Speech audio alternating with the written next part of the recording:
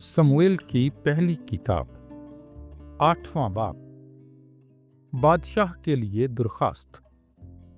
और जब समूएल उम्र रसीदा हो गया तो उसने अपने बेटों को इस्राएल पर काजी मुकर्रर किया, और उसके पहलौठे का नाम योएल था और दूसरे का नाम अबीया,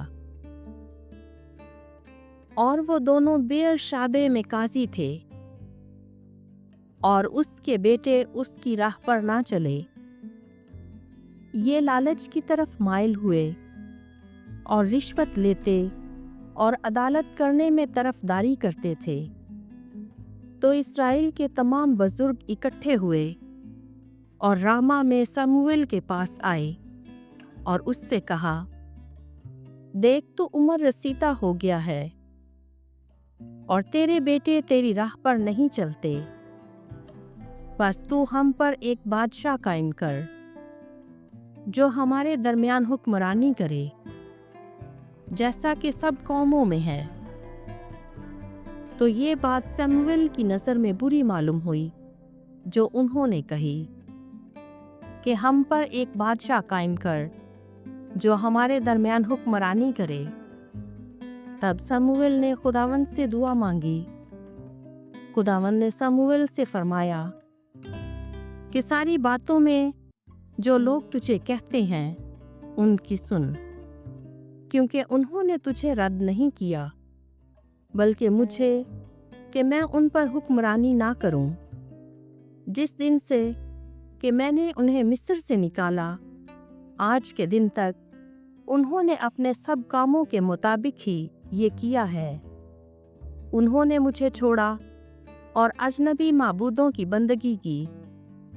ऐसा ही वो तेरे साथ भी करते हैं। और अब तू उनकी बात सुन, लेकिन उन पर गवाही दे और उन्हें बता दे कि जो बादशाह उन पर सल्तनत करेगा उसके तरीके क्या होंगे। तो समूएल ने खुदावंद की सारी बातें लोगों को जो उससे बादशाह तलब करते थे बताईं।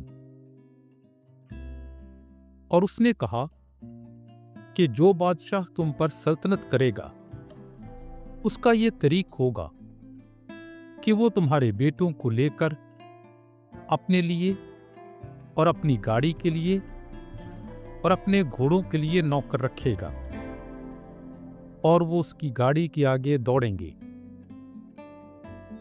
वो अपने लिए 1000 के रसालादार और 50 के जमादार बनाएगा। उनसे हल जुतवाएगा और फसल कटवाएगा और लड़ाई के हथियार और अपनी गाड़ियों का सामान बनवाएगा। और तुम्हारी बेटियों को लेगा कि वो उसके लिए इत्र बनाने वालियां और बावर्चने और रोटी पकाने वालियां हों।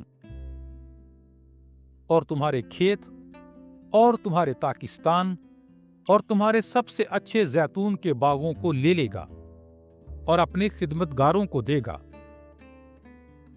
और तुम्हारी खेती और तुम्हारे अंगूरों का 10वां हिस्सा लेकर अपने दरबारियों और मुलाजिमों को देगा। और तुम्हारे गुलामों और तुम्हारी लौंडियों और तुम्हारे अच्छे अच्छे बैलों और तुम्हारे गधों को ले लेगा और अपने काम पर लगाएगा। और तुम्हारी भेड़ बकरियों का भी 10वां हिस्सा लेगा, और तुम उसके गुलाम होगे। तो उस रोज तुम अपने बादशाह के बाइस जिसे तुमने अपने लिए चुना फरियाद करोगे, लेकिन उस दिन खुदावंद तुम्हारी न सुनेगा। मगर लोगों ने समूएल की सुनने से इनकार किया और कहा, हरगिज नहीं, बल्कि बादशाह हम पर सल्तनत करेगा और हम भी सारी कौमों की मानद होंगे, और हमारा बादशाह हमारे दरमियान हुक्मरानी करेगा और हमारे आगे चलेगा और हमारी लड़ाइयां लड़ेगा। सो समूएल ने लोगों की सारी बातें सुनी और खुदावंद के कानों में बयान की। तब खुदावंद ने समूएल से कहा कि उनकी सुन और उन पर एक बादशाह मुकर्रर कर। तब समूएल ने इस्राएल के आदमियों से कहा کہ تم ہر ایک اپنے اپنے شہر کو چلے جاؤ